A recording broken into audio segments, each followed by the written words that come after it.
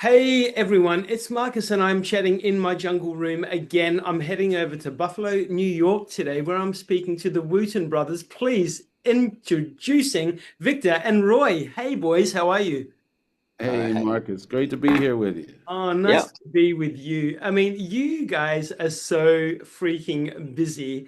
You're touring at the moment with Bella Fleck. How exciting. And obviously the Flecktones.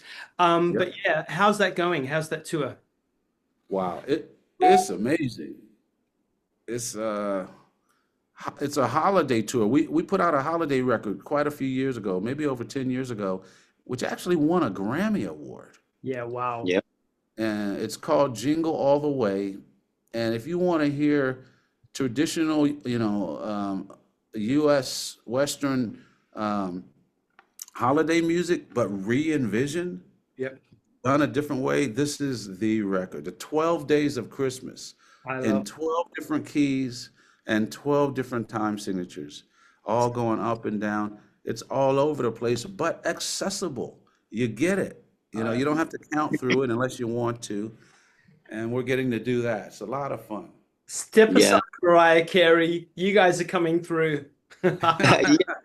This is Christmas with a lot of spices in the eggnog here. I like it. I'm coming over. I'm getting on a plane now. Um, Yeah. Yes. hey, obviously, Yeah.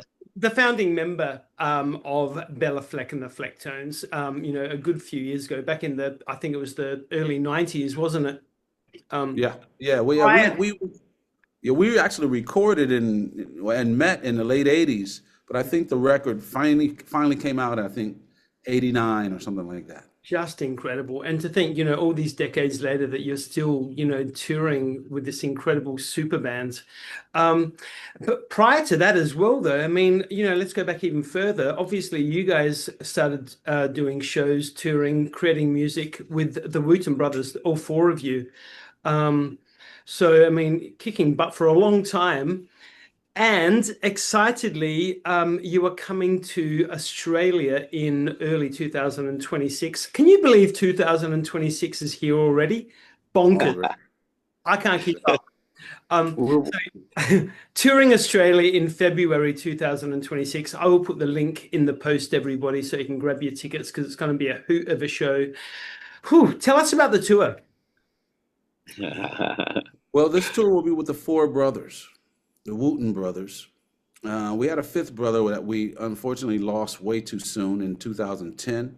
He Mhm. was our saxophone playing brother, Rudy, and he played saxophone two at a time. He was literally our horn section. He could play in harmony or in unison. He could solo in harmony. So we'll only have Rudy with us in spirit, but we believe that you'll be able to hear him in the music because his parts are still there. hmm Um, but some people think of the brothers as a funk band. Some people think of us as a jazz band. Some people think of us as a rock band, and we say good, because we like to play it all. All of it. So, What's but what we do is we guarantee you're gonna have a good time. oh, Guarantee Yeah. you're gonna have a I'd good like to say too, we're sharing this energy that came from our garage that attracted all these musicians. And when you feel that energy and love, well, the love that people have for what they're doing, it can be very contagious. If you're a musician, it might want make you just wanna, like Carter Beauford said, when he came to our garage, he said, man, y'all were after it, man. It made me up my whole game. You know what I mean? And so it's like that energy we come in and share with artists, that love, which is contagious, man. Like Magic Johnson doing the high five.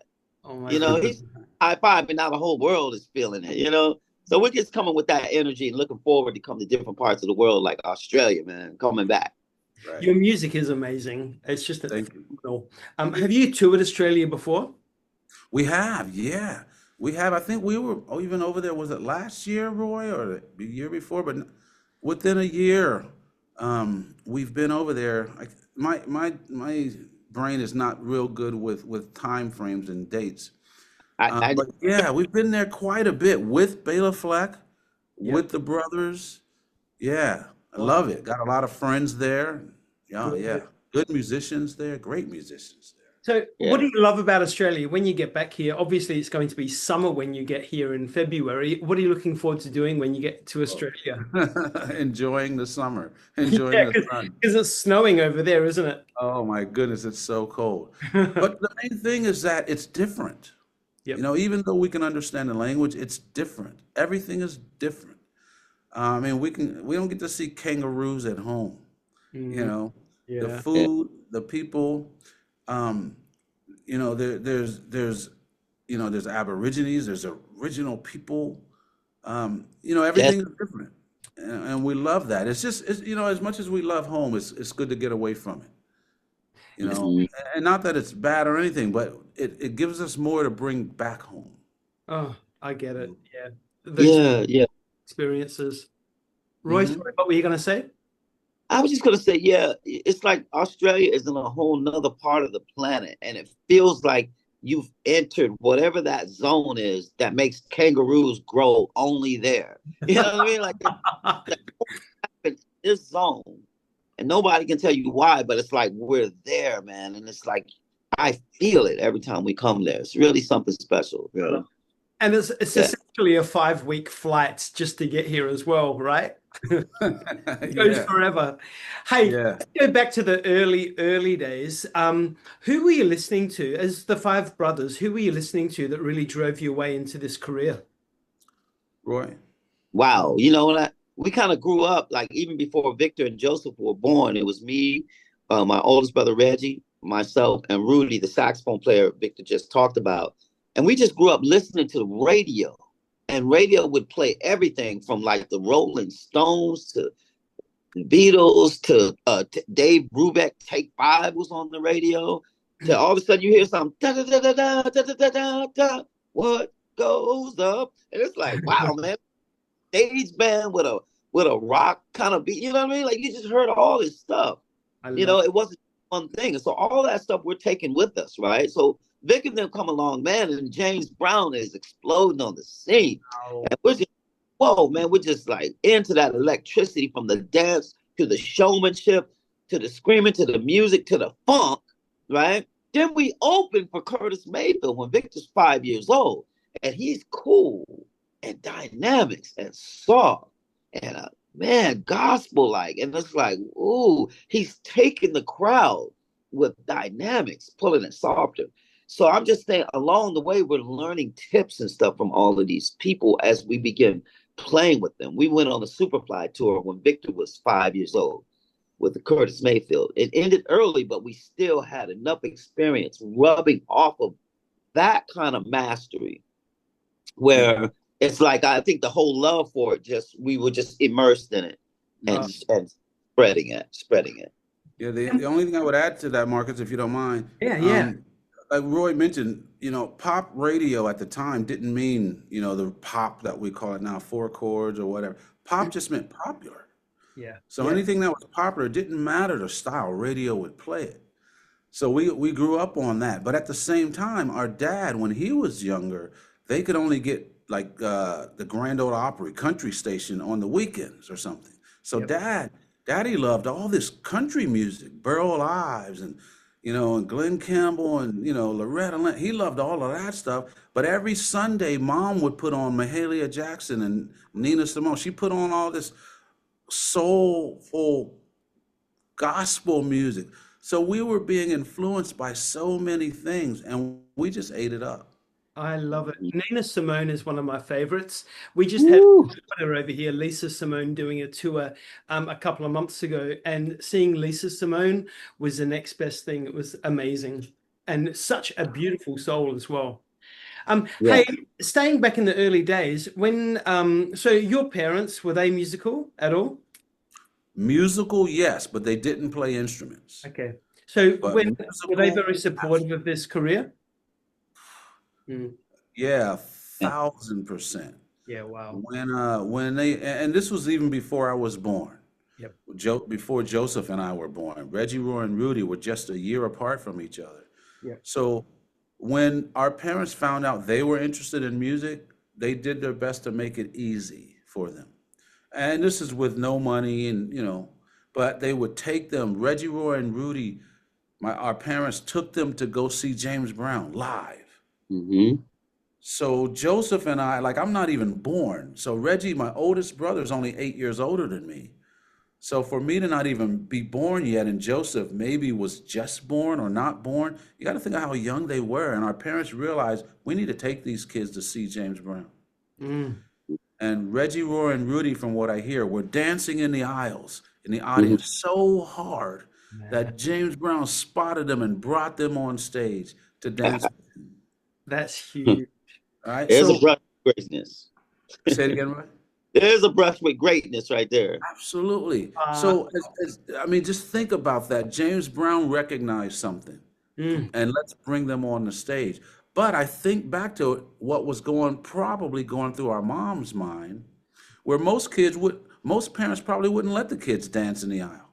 yeah, My mom, I could just hear her. Of course, I wasn't there, but I could hear her say, "This is dance music, dance." I love it. And they're just dancing, dancing, and then they're on stage with James Brown. And the same thing happened at the Chubby Checker concert, right, Roy?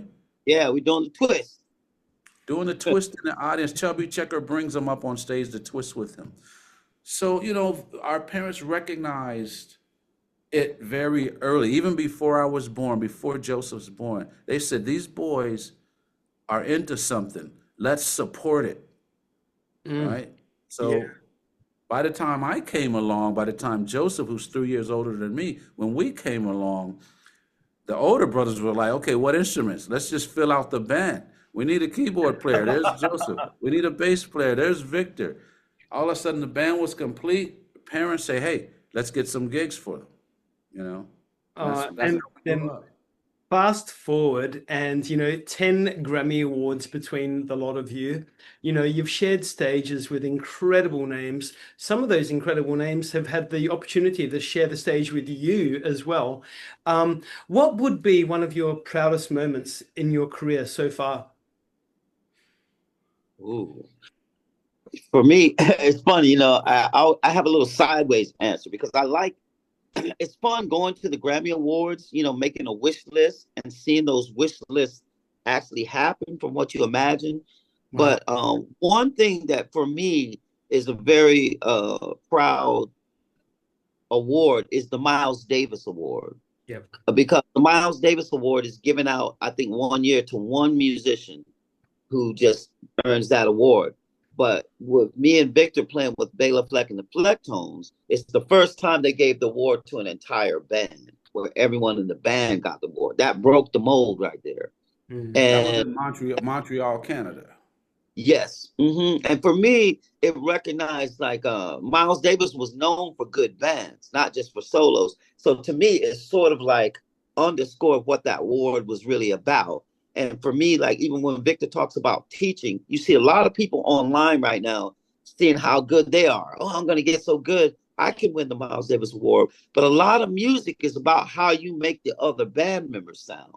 Yeah. How do you play that makes the whole band sound good? And it felt like that award underscored something that I feel like teachers, like Vic said, he likes to teach that.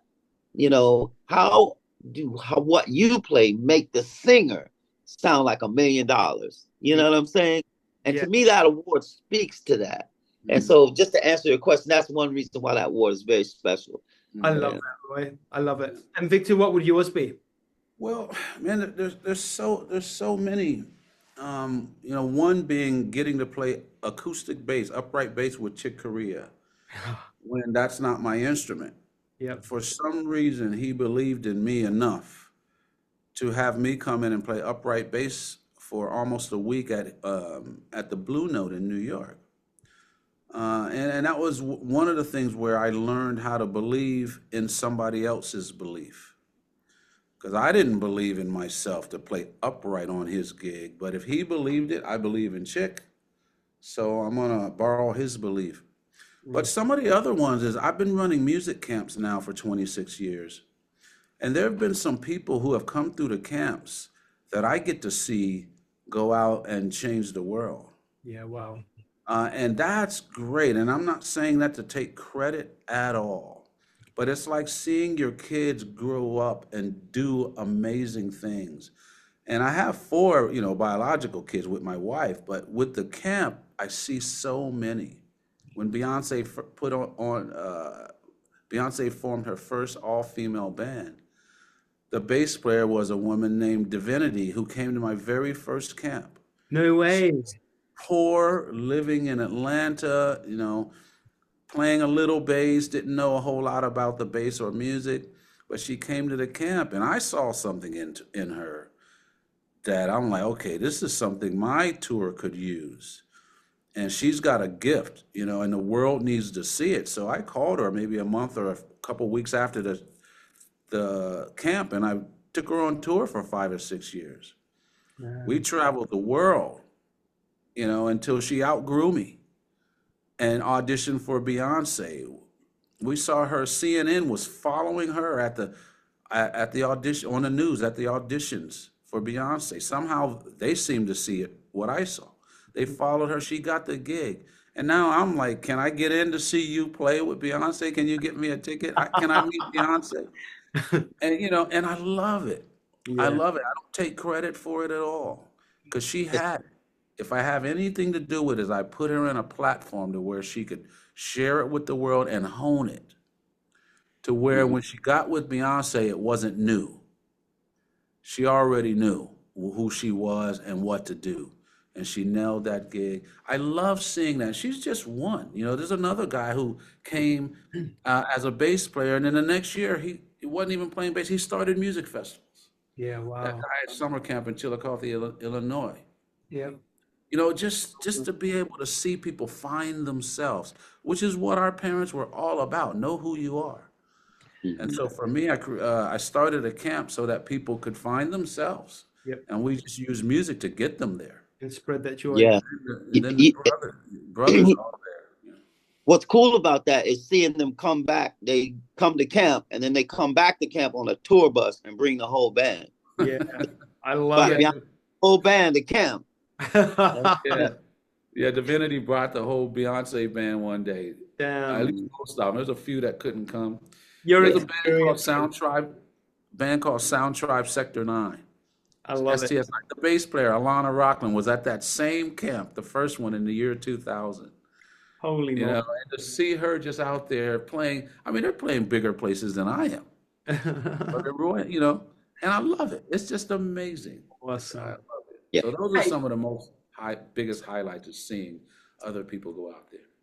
Obviously, the world is pretty crazy and bonkers, and it doesn't seem to be getting a whole lot better at the minute. Obviously, music brings people together, very much so, and unifies us. How important is music to you personally, each of you? Yes. Yeah. I always like to show how music in scriptural terms talks about music soothing the savage beast. It's music that'll make people go to a Woodstock and stand in mud and to get the message. Jimi Hendrix doing the national anthem in a way that you never imagined. To go to Bonnaroo and sweat in that hot field standing around. If there's no music, why are we standing there? Yeah. Music has something of a connectivity. That's almost like when you learn about cymatics. When you bow a glass with sand on it, it makes the sand all of a sudden take a form that like, whoa, there's some order here to this mass groove. And I think music has something to do with that. Also, I like to lead this idea that music, they say it's like when you write something, this is Sir Francis Bacon, and it's like sending an arrow through the sea of time. And the arrow that you send through the time doesn't go down like a normal arrow. It grows in strength over time. So that somebody like Mozart, when he's 3 years old doodling, and his sister is transcribing his music, is played today, every day. His birthday is celebrated every day. Kids remember Mozart and don't remember who the leader is. Don't remember all the chaos part. They remember the music part. So as we face the times, like you say, it's bonkers. I think the world has always been bonkers. Yeah. But we pay attention to the soundtrack. What soundtrack are we bringing to that we're going to remember in the ages that come on? And so I like people to remember your own soundtrack that's playing in you. And that's what we're doing. We're sharing that, resonate with you. Yeah. Without the bonkers, it might be harder to see how beautiful things really are. Yeah. So one allows us to see the other. Like if a football team could score a touchdown every time they tried, they'd quit playing football. Literally, they'd find a harder sport. Yeah. Wouldn't be fun. So if we could allow the bonkers to point out to us how beautiful life really is, because every night when we play, we don't see only bonkers, right? It's like the news makes sure we see it. They want to make us think that the world is bonkers. I think the world is beautiful. We tour the world and we just meet people like you every day. I'm like, where are the bonkers people? Oh, they're in the newspaper. They're on the news. There's like 3 of them, you know? No, I mean, but it's always been bonkers. But one of the things I've focused on for myself, it's like seeing that one car accident on the road. We all stare at it. I'm trying to train myself, look at it, but allow it to remind me that that one bad thing is standing out because of all the beautiful things, because normally life is beautiful. So the bad things jumps out. Yeah. Right? It jumps out because it's not normal, not because it is. Right? And so I believe the bonkers is a small group of people that get most of the press.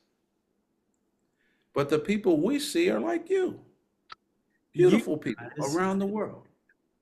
You guys are amazing. Like, seriously, when you get to Adelaide, we need to catch up. I would love to have a great big session with you and have a good old chat about life, because like, seriously, the energy that you guys have got, and not just you two, but your brothers as well, just amazing. And what an absolute pleasure to meet you both. I wish you the most amazing festive season and New Year's Eve. And I look forward to catching up with you when you get to Adelaide in February. Everyone grab your tickets. Yes, looking forward to it. Guys, thank you so much. Be safe. Thank you. And we'll speak All right. soon. Welcome. Bye. We'll see you soon, brother. Thank you.